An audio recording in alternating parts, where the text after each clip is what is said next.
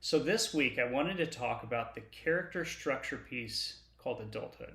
This is the last of the four pieces of character structure that we've talked about. We've talked about attachment, separation, integration. This week is adulthood. So, what is adulthood? What am I talking about?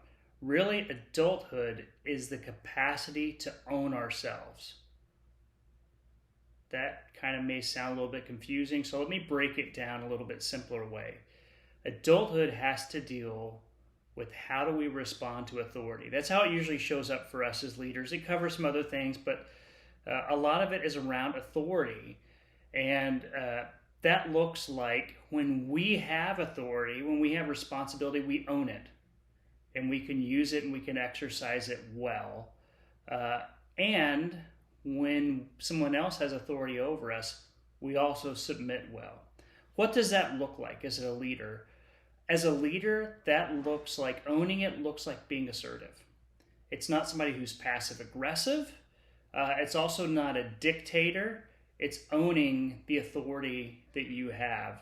Somebody who can hear from others and at the same time can make decisions. Sometimes decisions that make other people uncomfortable, but you're owning your authority.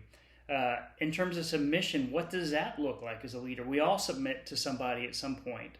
So what does proper submission look like? One, I think it's appropriate pushback.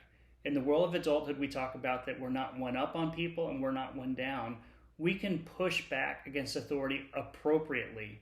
What this would look like in a work situation is, hey, our boss comes to us with something that maybe we don't agree with, and we can talk to them about it. We can disagree in person to them, not to our direct reports or our subordinates.